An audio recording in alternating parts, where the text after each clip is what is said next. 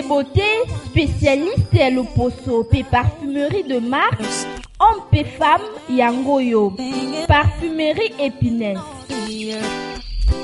Bazoteka bagam pi produits cliniques de beauté, lait et crème, parfum de marque, pe biloko nyonso ya sika pe ya meilleure qualité. Yo moto oza na problème ya loposo. Adresse ezasi moko, parfumerie Épinès. Pona bato ya loposo ya pembe, mwindu, métis to pe albinos, ba produit de qualité ezotekama kaka na parfumerie Épinès na moins cher. Deux adresses pour la parfumerie Épinès. Première, avenue Popo Kabaka numéro 2 sur Prince Kasavubu en diagonale la maison de la Bible, non loin la place des artistes. Deuxième, na commune ya Bandalungwa, juste à côté ya parking ya Moula.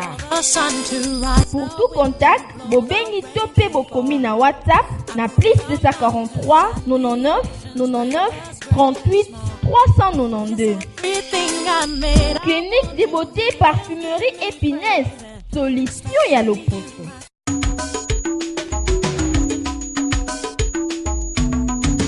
Boye imala mon édition asika ya magazine Voici l'homme info ngai Jolina Ngalula la femme de média na tondissamaka toujours nesengo pe plaisir ya koyeba ete bosalaka vraiment ebele liboso ya ba poste télévision na bino pona kolanda actualité le pasteur François Mutombo Voici l'homme mbote bipe boswami.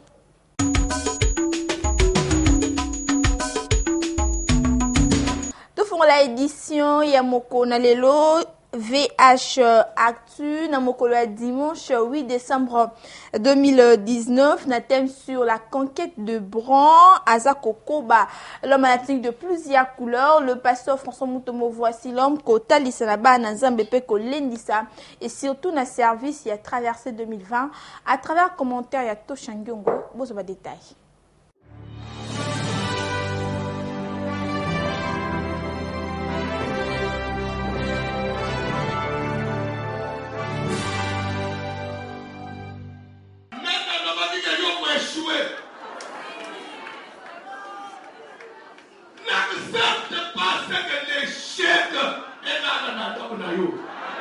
Toujours présent à son poste, le pasteur François Mutombo Voici l'homme, la marque déposée de Jésus-Christ, mokolo ya dimanche 8 décembre na thème sur la conquête de Bron.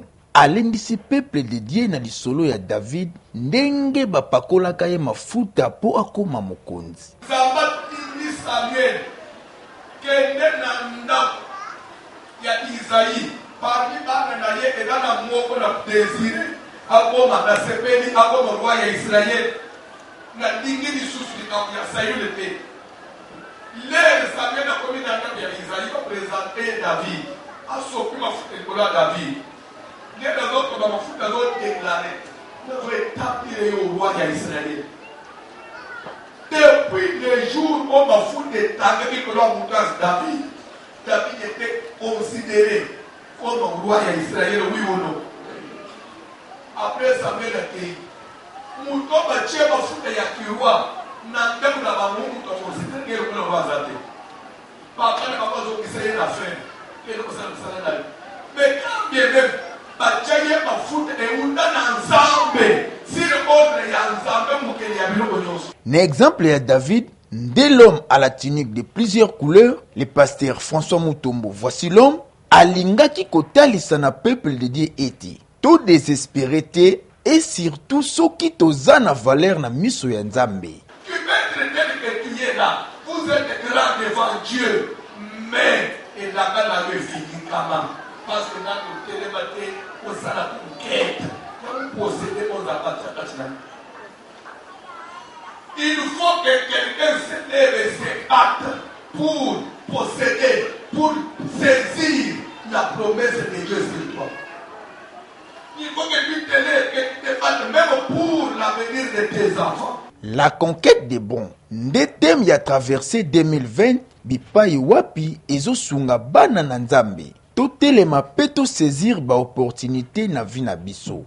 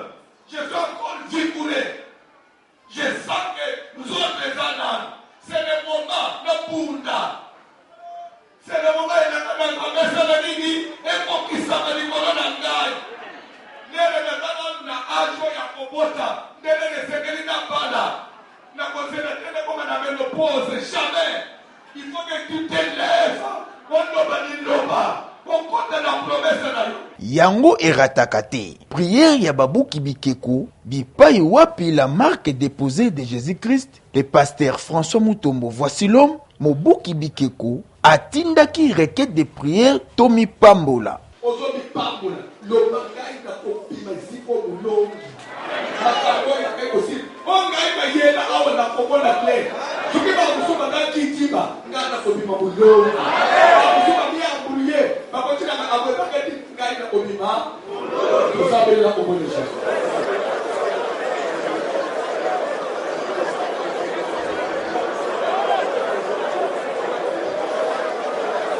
Papa, maman, ndeko mobali pe mwasi, aseka kalembelembe ebengi biso ebele pour na traverser 2020. Boyei malamu. Nasuka ya mokolo ya dimanche 8 décembre 2019, l'homme à la tunique de plusieurs couleurs, le pasteur François Mutombo. Voici l'homme, le mercure du moment, accordé qu'interview na Eskikonda. Totalisé, tu vas comprendre l'adoration, na sens et l'oyengete. Adorer c'est plus qu'un culte. Adorer c'est rentrer dans la profondeur, c'est entrer même dans la Kachina Bunzambe, c'est saisir Dieu. Adorer, c'est saisir Dieu. Et dans autant de ça que Caleb, malgré la promesse authentique qui venait de Dieu, mais à 45 ans, à Simbiangote. Et tu peux recevoir les promesses, mais si tu ne prends pas l'esprit, la chose pour nous combattre, Rachel il va les iaye, mais c'est le tout et maman yanaye, et t'es abondant. Et même plus la loi qui j'ai lutté divinement contre ma soeur, peine longue. Il faut qu'on bonde pour arracher sa promesse.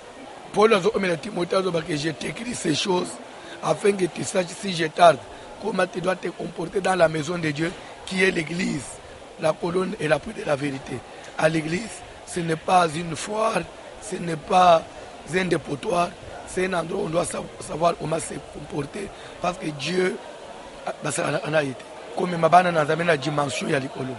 Bala mukababi mana sommeil spirituel. Ndunda na ndunda toute la semaine. Fufute kwanga tele otekolia kaka. Legima na lekima ya pam bache musimite. Pam buli balanji nyonso ya vya chemfo. Bana na zamini bazolanda biso. Soyez bénis pe na pam buli basali ya vya chemfo. Tozonga moke mokolo ya vendredi 6 décembre 2019, toujours présent à son poste, le pasteur François Mutombo. Voici l'homme, l'ambassadeur de la parole de Dieu, a expliqué toujours un thème sur la conquête des Brons Bolanda. Kola pambulayo. Thème nabiso ezali la conquête des Brons. Na kolinga opesa matoyo comprendre conquête elingi oloba. Kobotola Hébron eza ville kobunda pona kobotola nde thème eza retenu na musala na biso retraite na biso à 21 jours oyo eza komarke fin de l'année oyo tozo préparer suka ya année 2019 pona okota na 2020. La traversée 2020 ezopé sama déjà na Aseka Kalembelembe oyo ekambamaka na l'homme à la tunique de plusieurs couleurs. Le pasteur François Mutombo voici l'homme na thème sur la conquête des Brons. Mokolo ya vendredi 6 décembre 2019 atalisaki na mo Christ nyonso ete esengeli koyeba principe de Dieu. Makambo na Nzambe faut koyeba yango. Ebele ba se précipitaka. Olingo koma pasteur, olingo koma serviteur, eza mabete, eza lisumute. kosalela nzambe za bien. Mais est-ce qu'on y a les principes de Dieu? Prêcher, c'est la grâce. Mais connaître maintenant Dieu. Les gens traînent l'église n'importe comment. Il y a des choses qui se font à l'église. Est-ce que Moutoua y a bien Nzambe? Est-ce que ceux qui pouvaient faire ça? Église. Il y a Moutouté. Église il y a Nzambe. Même je suis le visionnaire de l'église. Je suis le numéro 1 de l'église. Mais l'église ne m'appartient pas. Ça veut dire quoi? Ça veut dire que je ne peux pas faire ce que je veux à l'église comme si c'était ma maison. Toujours na Oyoetali principe de Dieu, le pasteur François Mutombo Voici l'homme, la marque déposée de Jésus-Christ, a pesi conseil boye na Oyoetali église. C'est l'église. Longola lole munayo na masolo ya église. Omoni batali na même ngai mutu na zote ata na zama bendengenini. Ezali kambu na ngana nzambe. Yo mutu kwa reta mutu parce que yo mutu pona ngate. Pe okolingo corriger nzambe te comme si on dirait les nzamba pona ngaye ba imabe na ngai te so yo nde oza clean ko le nzambe. Même amba basala nzambe longola lokolo. Oko kufa pamba. Oko pola pamba. Vino eko beba pamba. Odana na bitumbe bele odotam n'esprit de mort butumoy. La marque déposée de Jésus-Christ, le pasteur François Mutombo Voici l'homme, l'ambassadeur de la parole de Dieu, a pesi exemple na lisolo ya Saül. So Saül nzamba bwaka kiye kaka po kende boma tumba kozwelo ote. Lere ya komi kuna bomi abikisi mutu moko azwina bangombe. Nzamba yebisi Samuel. Ngai na tindia boma, ngai mukolo batu. Yazo kende ko bikisa mutu moko. Saka ya bimi malamu koleka nga nzambe. Ya lingi mutu ane koleka nga. Ah Saoula sa ane na ngai. Je l'ai rejeté. Oko sala masumu aminene nzamba limbisi yo. Mais quand on touche à l'église, oko luka vie, oko tambula ba mangomba, oko changer ba pasteur. Oyo moni lelo muto fanyi l'église ozo déranger, tu fais de n'importe quoi. Pasteur azote ozolia ba shingom, soko olongo lango, obambi na kiti ya église. La chaise de l'église est sacrée. Yango iratakate, prière ya babuki bikeko, bipai wapi, requête de prière et pesamaki na mobuki bikeko. Le pasteur François Mutombo Voici l'homme, l'ambassadeur de la parole de Dieu. Senga makasi nzamba peso force ya kobunda. Bamata bakita tokozonga sima te. Tokobanga pe loko te. Tokokende tina suka. Senga nzamba peso makasi. Tosambeli na ombo na Jésus. Quel que soit makamunyo sekoya na fina ngai. Na kwa fronte yango. Makasi na pourquoi le Seigneur notre Dieu. La Bible nous dit tu es le secours que ne manque jamais dans nos déplaise. Na ye kobele na ye musantu na golu. Papa pesa nga makasi na pourquoi le pesa te la kobiza. Ya pesa nga makasi na pourquoi le ya kasa na kobiza. Ya tondi sana. Pesa ya malelo. Ya kasa bena muya. Ya malelo. Ya kalibanga na talo. Comme d'habitude, Nasuka interview c'est qui accordé na Eski Konda pour mokolo ya vendredi 6 décembre. Tozali na témoin de la conquête d'Hébron. Pour talisa que Caleb a une promesse à Hébron, mais pour récupérer ango, c'est qui a conscience à tellement bunda. Nous sommes en train de sabana na Nzambe, la promesse oui, mais pour accéder à la promesse, il y a un intervalle mokwana période où on desengaka attitude ni muto sengila dala nango kwa simba promesse na ye. Hébron veut dire mboka. Moïse a acquis Caleb ke mabele à Hébron de odala libula pona promesse. Nzamba ola kayo musala ola kayo élévation akola kayo voyage et tala oyeba que ce n'est pas pour nzamba la yonde ozangona pete mutu fo bunda po botola abunda sur base ya ila ana nzambe po botola. Non, Dieu promet par sa souveraineté. Balanda maté va pour ça na tozana retraite à 21 jours. Tozola à l'église, tozolu kanzambe, la planda nanda oto. Tozoko bana prière dimanche tozo ici une semaine et elle 2 semaines. na pamboli balandi nyonso ya VH Info pe na pamboli basala ya VH Info que Dieu vous bénisse.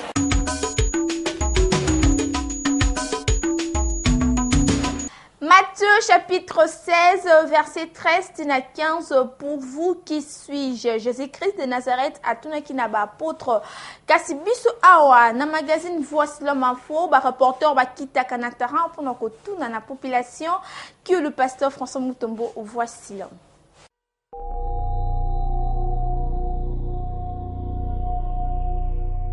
Merci ndenge bomesana kolanda bongo rubrique la bino opinion to pesi bino mbote.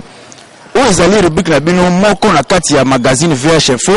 Ezali rubrique o to kitaka bongo na ba terrain na ba wenze partout pour na koyeba pour na kotuna na moko apesa biso opinion na par rapport à le pasteur François Mutombo. Voici l'homme. Et puis tozui yango na kati ya Bible na mokanda na Matthieu chapitre 16 verset 15 ndenge kaka Yesu atunaki ba yekoli na ye, pour vous qui suis-je? Yango biso pe magazine VH Info to créer rubrique oyo pona kotambola partout na ville ya Kinshasa pe na Kongo mobimba pona koyeba kotuna mutu moko na moko ayebisa biso nani nde Voici l'homme. Kasi lelo to kitaki bongo na wenza bayaka précisément na komina ngirengiri to ye pona kotuna moko na moko apesa biso opinion na ye. Flamand Noir to kota bongo na kata wenze pona koyeba nani nde Voici l'homme.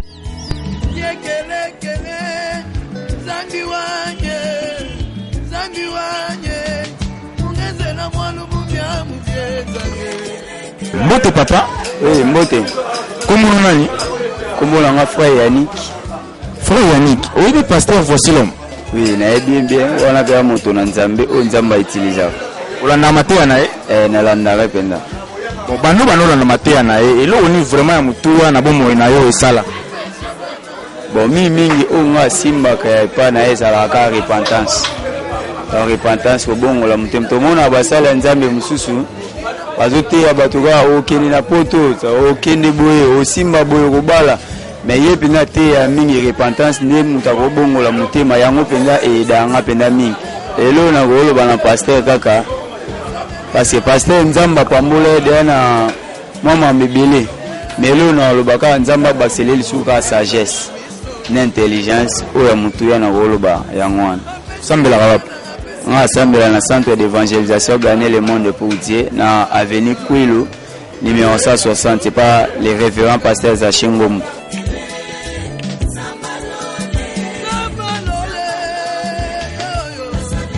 Mbote papa? Mbote. Comment on dit papa? Comment on a Stani Kabouya? Papa Stani, oui, pasteur Voici l'homme. Oui, pasteur Voici l'homme, na landarae. Na nyoso mibale nyoso bando kolanda mateya na ye vraiment eloko nini ya moto oyo bénéficia na bomoi na yo? aza motu moko ateyaka malamu mateya na ye mpenza nalandela yango depuis donc aza na ye extra te mais adekortikaka mpenza parole. Donc là on a sepelaka na ye vraiment parce que ateyaka azaka clair na mateya na ye vraiment nakolanda nakoyoka nayokaka ye conseil nakopesa ye eza akoba kaka Nzambe akosalela susu koleka oyo asalela eza moke akosalela susu koleka akontinue toujours côté parce que souvent pe nalekaka nazalaki pe koya na venu oyo ekangami na lupango oyo ekangami na ye wana epai ya na kalembelembe oui epai ya ami na ngamo pe ya sonam maître fiscaux na banda koyoka ye vraiment akangama na Nzambe. Tozaka na kata wenza bayaka tomoni mama liboso tombola. Mbote mama? Mbote papa. C'est présenté bandeko ba Holanda VH. Nga komona nga mama nanu Mutombo. Nanu Mutombo. Oyebi pasteur Voici l'homme. Nayebi bien, nayebi te. Olanda mateya na ye? Oui, nalanda yango na télé, mais na kala vraiment ba 2013 nazolanda na radio. Mais nalanda na télé. Parce que bando landa mateya na ye. Eloko ni vraiment ya mutuya oyo so bénéficia déjà na bomoi na yo. Nazo belé mingi mateya na ye na kala. Azako vanda mingi sur ba prédication à délivrance, sur la délivrance. À décortiquer vraiment, à tout ebindé au ressemble te, tant à pessi maté, on se retrouver. Donc aussi pour la chose moyenne no koko ko sambela pour na likambwana. Mingi na domaine de délivrance na maté ani na bénéficiaire bele. Biso to ba bandimine ya ndako quoi. Po to ana église na biso to kena mena ndako na télé to rolanda blo pa pamba te. Na ndako na pena to cha ka RTVH. Azara ndinga zalaka. Azara simple ami monsa ami matsarate mais elo nga na lukaka azongela. Mateo azarote ya kalawana azako fongola makasi eba délivrance mingi azaroke na livre Daniel aye ba imo ba 2013 mingi azovanda na poza moi passe ba Mateo na kufongola mais ye penza azako fongola mo bien azongela ndinga azaka kote ya ba Mateo délivrance kala nasambela na mens na Narcisse de Saron na lo kolenge pa apôtre Feza.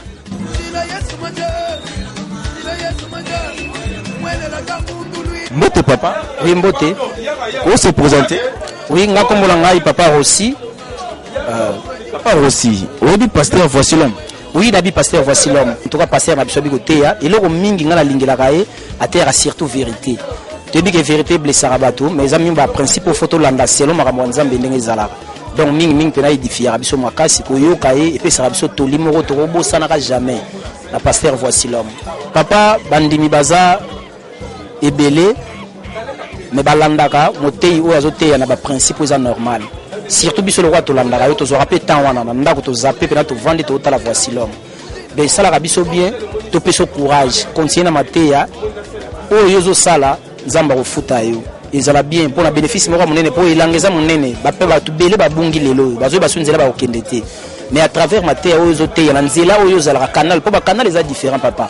Mutana ndenga zo memelango mutana ndenga memela mais oya yo pasteur voici l'homme continue na chemin wana objet zo landa ya vérité chemin ya vérité donc ezala bien pour na biso papa. Oui Mbote papa. On se présenter balandi ya vierge info ba otala aussi. Oui ngai monsieur Timothée Kimfumu. Papa Timothée, obi pasteur voici l'homme. Oui pasteur voici l'homme na ebié. Olanda maté na oui, dans la matière.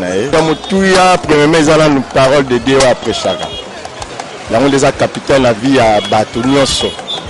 Donc, tant la landa kae, na mona kazalaka na droite na message na e, tenga marate. Donc, loko penda la profitara mingi, parce que na moni azote ya na yo kaya ta mwa muke pour ezala bénéfice pour nangai. A continuer la façon na ya travailler, a continuer à lire au yazana yango.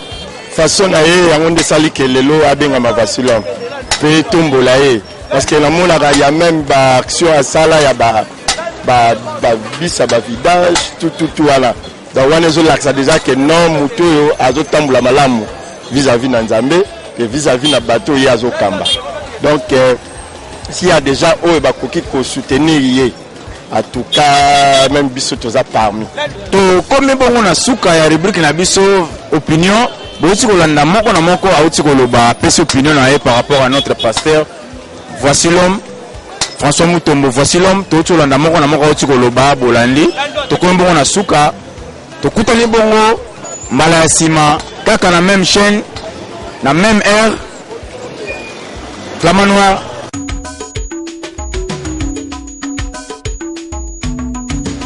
Page rose spéciale na édition ya moko na lelo bolanda.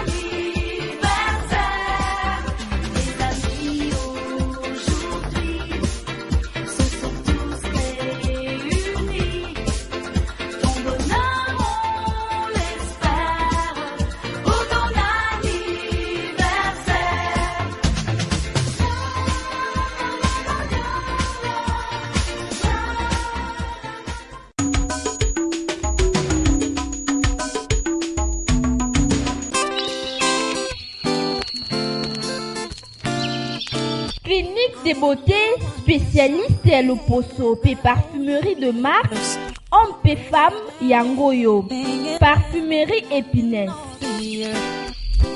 Bazoteka bagam pe produits cliniques de beauté, lait et crème, parfum de marque, pe biloko nyonso ya sika pe ya meilleure qualité. Yo moto za na problème ya l'Oposo.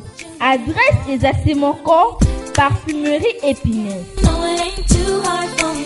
Pona bato ya l'Oposo ya pembe, mwindu, métis to pe albinos, ba produit de qualité ezotekama kaka na parfumerie épinesse na moins cher. Deux adresses pour la parfumerie épinesse. Première, avenue Popo Kabaka numéro 2 sur Prince Kassavubu en diagonale la maison de la Bible, non loin na place des artistes. Deuxième, na commune ya Bandalungwa, juste à côté ya parking ya Moula. Pour tout contact, bobengi topé bokomi na WhatsApp na plus 243 99 99 38 392. Clinique de beauté parfumerie épinesse, solution ya l'Oposo.